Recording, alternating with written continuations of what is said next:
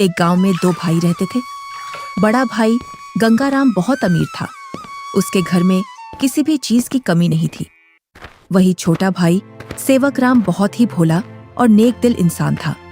उसके परिवार में उसकी पत्नी और एक बच्चा था। वह इतना गरीब था कि वह मिट्टी के मकान में रहता था। गंगाराम की पत्नी के 3 पुत्रियों के बाद पुत्र हुआ था, तो गंगाराम ने एक बड़ा प्रोग्राम रखा, जिसमें उसने गांव के और बाहर के बड़े बड़े अमीर लोगों को बुलाया था।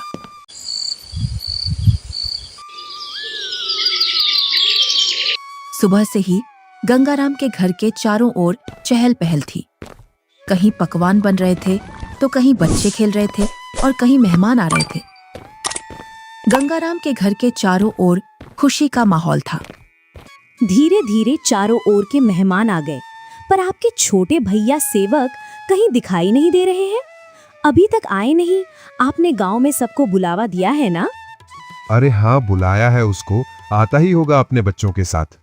तू यहीं रुक और मेहमानों को देख। मैं अभी आता हूँ व्यवस्था देखकर। इतना कहकर गंगाराम घर से बाहर चला जाता है और गुनगुनाता है, मैं उसको अपने प्रोग्राम में क्यों बुलाऊं? वो कहाँ और मैं कहाँ? मेरे यहाँ एक से बढ़कर एक अमीर मेहमान आ रहे हैं। अगर किसी को पता चल गया कि मेरा भाई इतना गरीब है तो मेरी नाक कट जाएगी। कुछ गांव के लोग सेवकराम के घर के आगे से गंगाराम के प्रोग्राम में जा रहे थे और सेवकराम अपने घर से खेतों पर जाने की तैयारी कर रहा था। जैसे ही वह घर से बाहर निकलता है तो उसको कुछ गांव वाले मिल जाते हैं।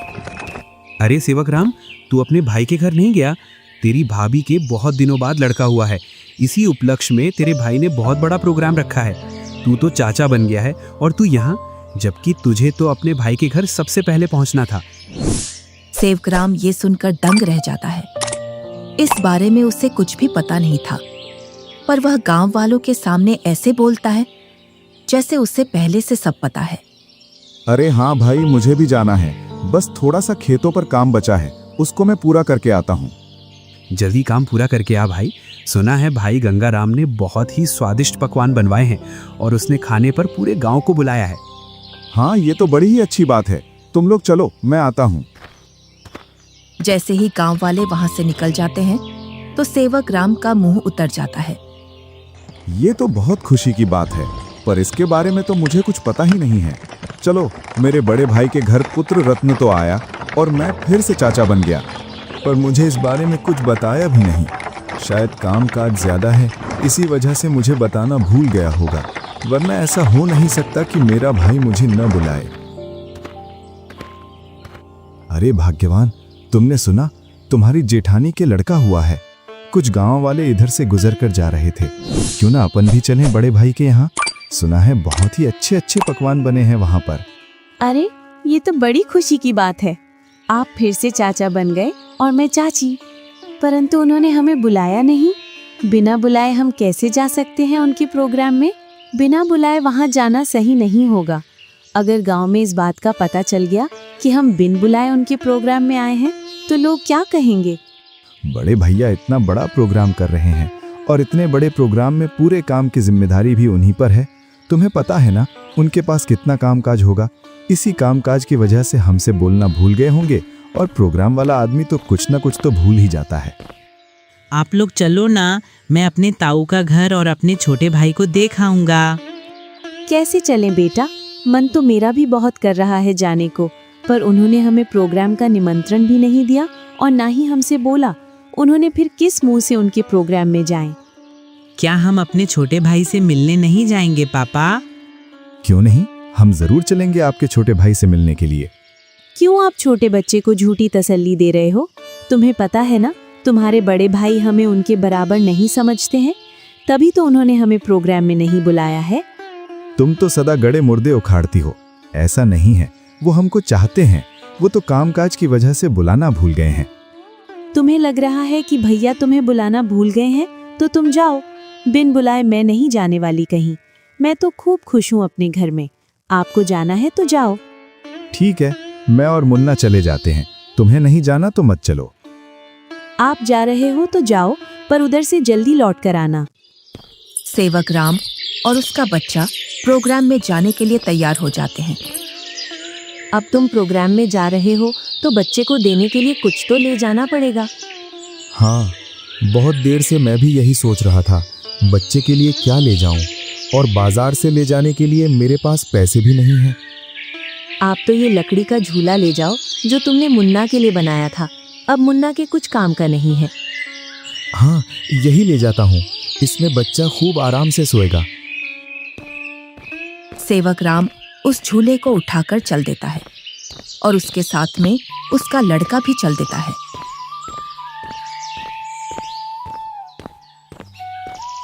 थोड़ी देर बाद दोनों प्रोग्राम में पहुंच जाते हैं। यहाँ तो खूब अमीर मेहमान आए हैं और बच्चे को देने के लिए शानदार और महंगी महंगी वस्तुएं लाए हैं। मेरा झूला तो इनके आगे कुछ भी नहीं है। सेवक राम मेहमानों पर महंगी महंगी वस्तुएं देखकर अपने झूले की ओर देखता है और मन ही मन में सोचता है, मैं क्यों इस झूले को यहाँ लाया? यहाँ तो एक से बढ़कर एक वस्तुएं हैं बच्चे के लिए। मैं भी क्या सोच रहा हूँ, भला हाथ की बनी चीज और बाजार की चीजों में अंतर होता है। बड़े भैया जरूर मेरे झूले को पसंद करेंगे क्योंकि मेरा झूला सबसे मजबूत है, क्योंकि इसे मैंने अपने हाथों से बनाया है। और सेवक राम निसंकोच होकर मेहमानों के बीच में घूमने लगता है। वह देखता है कि उसके बड़े भैया और भाभी मेहमानों का स्वागत कर रहे थे। तभी गंगाराम की पत्नी की निगाह सेवक राम पर जाती है। तब वह गंगाराम से बोलती है, अरे भैया और मुन्ना तो आ गए, पर देवरानी नहीं दिख रही है। कहाँ आ गए? मुझे तो कहीं दिखाई नहीं दे रहे।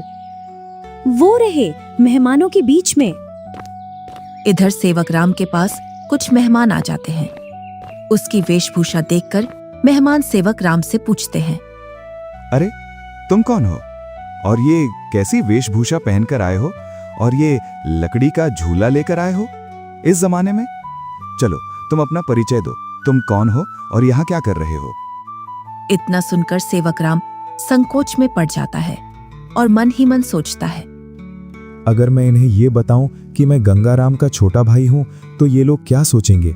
एक भाई इतना अमीर और एक भाई इतना गरीब कि वो प्रोग्राम में एक जोड़ी कपड़ा भी सही से पहनकर नहीं आ सकता है। इससे अच्छा तो मैं झूठ बोल दूं। मैं गंगाराम जी का मजदूर। अरे तुम इतना क्यों घबरा रहे हो? डरो मत, बेझिझक होकर बोलो। गंगाराम जी का मैं मजदूर मैं छोटा भाई हूं। वह बहुत कोशिश करता है झूठ बोलने की, लेकिन उसके मुंह से सच निकल जाता है। क्या बोल रहे हो? तुम्हें पता है ना तुम गंगाराम जी को अपना भाई बता रहे हो? तुम्हें पता है ना वो कहां और तुम कहां? अपने आप को देखो और उनका प्रोग्राम देखो। इतने में ही गंगाराम वहां आ जाता है और बोलता है, क्या बोल रहा है ये? ये तुम्हें अपना भाई बता रहा है कि तुम इसके भाई हो। मेरा भाई होता तो वो इस हालात में रहता। ये तो मेरा हारी है, हारी। इसको मैंने एक दिन प्यार से भाई क्या बोल दिया, मुझे अपना भाई बताने लगा। इतना सुनकर सेवक राम अपना सिर झुका लेता है। आप प्रोग्राम का आनंद लीजिए। चलो मैं और मेहमानों से मिलता हूँ। जी आप मिलिए, हम भी और परिचितों से मिल लेते हैं। चलो तुम यहाँ से बाहर चलो, मुझे तुमसे कुछ बात करनी है। दोनों भाई एकांत में चले जाते हैं। जब तुम्हें पता है मेरे यहाँ एक से बढ़कर एक मेहमान आए हैं, फिर भी तू प्रोग्राम में घुस आया मेरी नाक कटवाने के लिए। और ये क्या लेकर आया है मेरे लड़के के लिए? लकड़ी का झूला। इस झूले में सोएगा मेरा लड़का। मेरा लड़का तो मखमल के झूले में सोएगा। किसमें? मखमल के झूले में। जा यहाँ से, मुझे दिख मत जाना अब इस प्रोग्राम में। अगर कुछ खाना बचेगा तो मैं सुबह भिजवा दूंगा तेरे घर पर। और हाँ, साथ में अपने लड़के को भी ले जाना यहाँ से। मुन्ना की माँ ठीक बोल रही थी कि बिन बुलाए वहां मत जाओ। मेरी ही गलती है जो मैं बिन बुलाए यहाँ आ गया। सेवक राम अपने बच्चे को लेकर अपने घर की ओर चल देता है, बड़े ही उदास मन से। इतने में ही बच्चा बोलता है, पापा, हम छोटे भैया से भी तो नहीं मिले और आप इतनी जल्दी घर चल रहे हो। सेवक राम थोड़ी हिम्मत करके अपने लड़के से बोलता है, बेटा हम शाम को आएंगे। खेतों पर कुछ काम बाकी रह गया था, वो मुझे याद आ गया है। उसे करके मैं आ जाऊंगा। उसके बाद चलेंगे हम तेरे छोटे भाई से मिलने के लिए। दोनों घर पहुंच जाते हैं। मुन्ना घर से बाहर बच्चों के साथ खेलने के लिए चला जाता है। इधर सेवक राम अपनी पत्नी को पूरी घटना सुना देता है और उसकी आंखों से आंसू छलक जाते हैं। पता नहीं ईश्वर की कैसी लीला है, आज भाई ने भाई को पहचानने से मना कर दिया। आप रोइए मत, ईश्वर एक दिन सब ठीक कर देगा। ईश्वर को भाइयों के बीच में इतना फासला भी नहीं रखना चाहिए कि वे एक दूसरे से ही दूर हो जाएं। आप इतना दुख मत मनाइए, सब ठीक हो जाएगा। आप बस ईश्वर पर विश्वास रखिए। तीनों सो जाते हैं।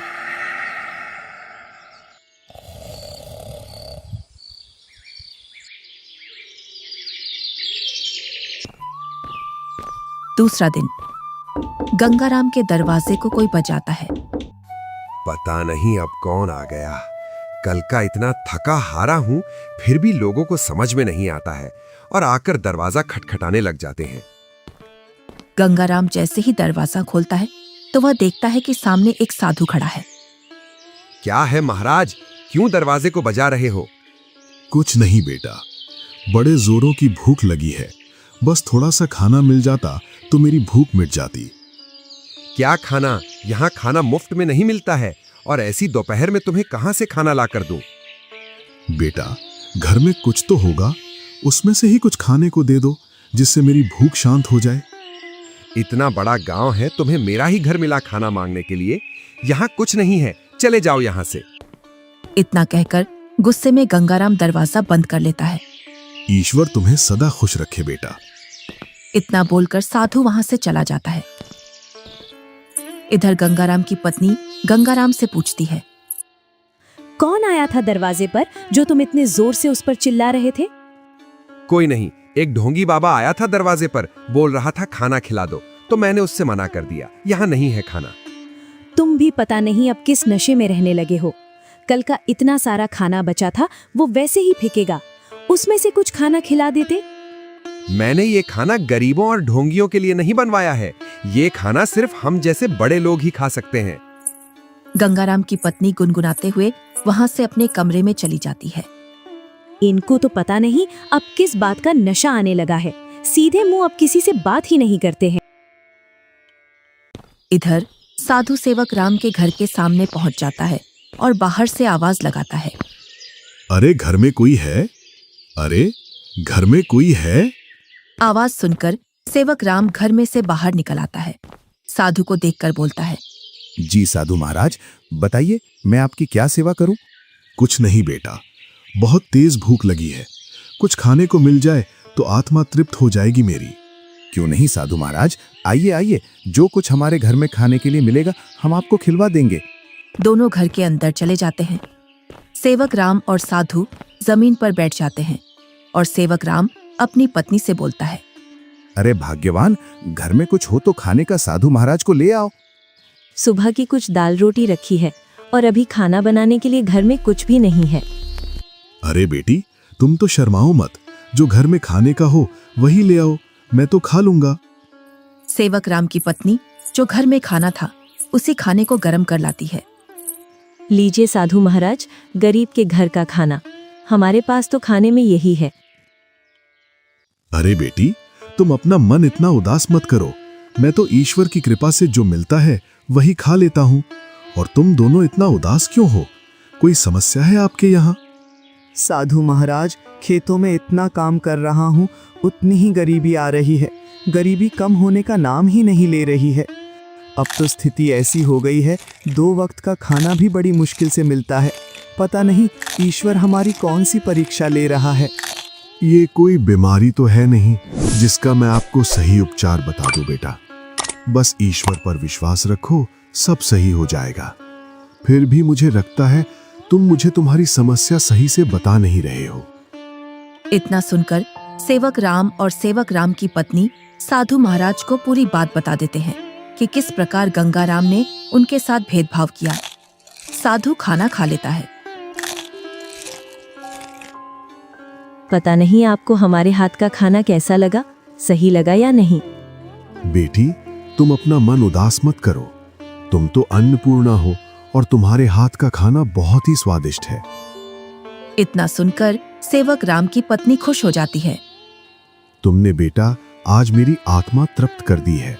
अगर तुम आज मुझे भोजन नहीं देते तो पता नहीं आज भूख की वजह से मेरा क्या होता।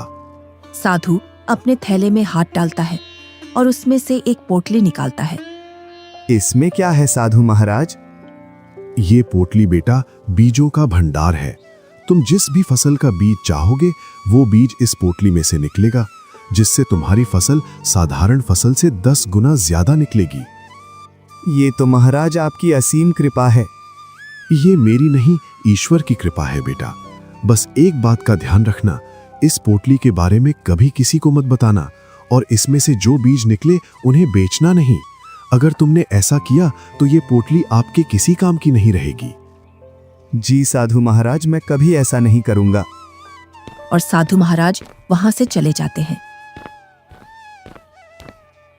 साधु महाराज के पैर जैसे ही घर में पड़े तब से घर में शांति का अनुभव हो रहा है। हाँ भाग्यवान, अब ईश्वर की कृपा से सब ठीक हो जाएगा।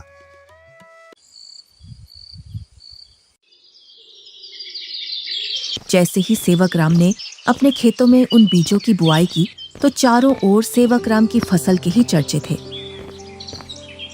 इधर गंगा राम अपने धन के घमंड में जी रहा था, जिससे वह किसी से भी सीधे मुंह बात नहीं करता था। इधर सेवक राम की संपत्ति बढ़ रही थी और गंगा राम की घट रही थी, और इसी के साथ गंगा राम के घर में अशांति भी बढ़ रही थी। कुछ ही दिनों में सेवक राम ने गांव में गंगा राम से भी बड़ा मकान बना लिया था और सेवक राम अब अपने घर में खूब खुशी खुशी रह रहा था। पर एक दिन, मालिक, अब मैं आपके यहाँ काम नहीं करूंगा। अब मुझे दूसरे गांव में आपसे ज्यादा जमीन मिल रही है और इससे भी अच्छी उपजाऊ। क्या बोल रहे हो हरिया तुम? तुम्हें पता है मेरे पास कितनी जिम्मेदारियां हैं? तुम चले जाओगे तो मैं अकेला कैसे खेती और घर संभालूंगा, और ऊपर से मैं अकेला आदमी। मुझे जहाँ मुनाफा मिलेगा मैं वहीं काम करूंगा मालिक। अगर मुझे इतनी ही मेहनत में मुझे वहां ज्यादा फसल मिलेगी तो मैं वहीं जाऊंगा। अरे हरिया, मैं भी तो तुम्हें खूब मुनाफा करवाता हूँ। बस तुम इस साल और रुक जाओ, मैं जब तक दूसरा हारी देख लूंगा। मालिक, 2 सालों से तुम मुझे बेवकूफ बना रहे हो। न तो तुम अनाज ज्यादा देते हो और न ही तुम दूसरा हारी रखते हो। मैं तो चला, तुम जानो और तुम्हारी खेती। अरे नहीं, ये तो चला गया। अब मैं क्या करूंगा? कई सालों से मैंने खेतों में काम भी नहीं किया है, जिससे अब मुझसे खेतों में काम भी नहीं होगा। क्यों ना मैं सेवक राम के यहाँ जाऊं?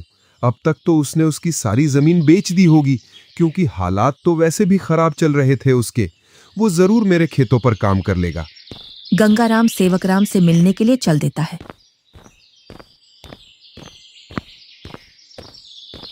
जैसे ही वह उसके घर के सामने पहुंचता है तो वह सेवक राम के घर को ढूंढने के लिए उस मोहल्ले में चारों ओर घूम जाता है। इधर ही थी उसकी झोपड़ी, पता नहीं किधर गई। बहुत देर से ढूंढ रहा हूं, मिल नहीं रही है। तभी वहां से एक गांव का व्यक्ति गुजर कर जा रहा था तो गंगाराम उस व्यक्ति से पूछता है, अरे भैया, सेवक राम की झोपड़ी थी यहाँ, वो कहाँ है? कितने दिनों बाद आ रहे हो भैया इधर? शादी के बाद अब आया हूँ इधर। इसीलिए तो तुम्हें वो झोपड़ी नहीं मिल रही है। अरे भैया, तुम जो सामने मकान देख रहे हो बहुमंजिला, यही घर है सेवक राम का। ये कैसे हो सकता है? 2 साल पहले तो ये गरीब हुआ करता था। हाँ भैया, 2 साल पहले गांव में सबसे गरीब व्यक्ति यही था। पता नहीं भैया, इसने खेतों में कौन सा खाद डाला है जिससे इसकी पैदावार सबसे ज्यादा निकलती है। घर बताने के लिए बहुत बहुत धन्यवाद। और गंगाराम उस घर के अंदर चला जाता है। जैसे ही सेवक राम अपने बड़े भैया को घर के अंदर देखता है तो वह बहुत खुश होता है। अरे मुन्ना की माँ, वो देखो हमारे घर में कौन आया है। बड़े भैया, आओ भैया बैठो। अरे, तुमने इतना शानदार घर कैसे बनाया? तुमने तो पूरा ही नक्शा बदल दिया। बहुत ही शानदार घर बनाया है। कहीं तुमने चोरी चपाटी करके तो ये घर नहीं बनाया? नहीं भैया, मैंने कोई चोरी नहीं की है। ये तो मैंने अपनी मेहनत से बनाया है। ऐसी मेहनत तो तू पहले भी करता था, पर पहले तो तूने ऐसा मकान बनाया ही नहीं। भैया, आपसे क्या छुपाना, जब आपका प्रोग्राम था उसके एक दिन बाद हमारे घर पर एक साधु आया था। उसको हमने पेट भर खाना खिलाया था। आज उनके आशीर्वाद की वजह से ये सब है हमारे पास। इतना सुनकर गंगाराम का सिर घूम जाता है और उसकी आंखों तले सब सीन आ जाता है कि किस प्रकार उसने उस साधु को भगाया था। वो साधु तो सबसे पहले मेरे घर आया था, इसका मतलब ये सारा धन मेरा हुआ। क्या बोल रहे हो भैया? ये तो मैंने अपनी मेहनत से खड़ा किया है, ना कि जादू से। ये सब तुझे साधु के आने बाद ही मिला है ना? तो इस गांव में सबसे पहले साधु मेरे घर आया था। अगर मैं उसे खाना खिला देता तो ये सारी संपत्ति मेरी होती। इसका मतलब तूने मेरे अधिकार की संपत्ति छीनी है। ये तुम मुझ पर गलत इल्जाम लगा रहे हो भैया। मैं उस साधु को ढूंढ कर लाता हूँ और साधु से तेरे सामने बुलवाता हूँ कि इस संपत्ति पर किसका हक है। और गुस्से में गंगाराम वहां से निकल जाता है। कई दिनों तक वह उस साधु को खोजता है। बड़ी मुश्किल से एक जंगल में तपस्या करते हुए वह साधु मिल जाता है। साधु महाराज प्रणाम। कौन हो बेटा जो तुम मेरी तपस्या में व्यवधान डाल रहे हो? मैं गंगाराम हूँ। आज से 2 वर्ष पूर्व तुम मेरे घर आए थे खाना खाने के लिए, जब तुम्हें जोरों की भूख लग रही थी। तुम तो वही हो ना जिसने खाना देने से मना कर दिया था? हाँ, पर उस संपत्ति पर पहला हक मेरा बनता है जो तुम मेरे भाई को देकर आए हो, क्योंकि तुम खाना मांगने सबसे पहले मेरे घर आए थे। कौन सी संपत्ति? मैंने तो उसे सिर्फ आशीर्वाद दिया था, क्योंकि उसने बड़े ही सम्मान के साथ खाना खिलाया था, और वो धन तो उसकी मेहनत और ईमानदारी का फल है। इतना सुनकर गंगाराम गुस्से में साधु से बोलता है, साधु, तुम मेरे साथ अन्याय कर रहे हो, क्योंकि उसकी संपत्ति पर पहला अधिकार मेरा है, क्योंकि तुम सबसे पहले मेरे द्वार पर आए थे।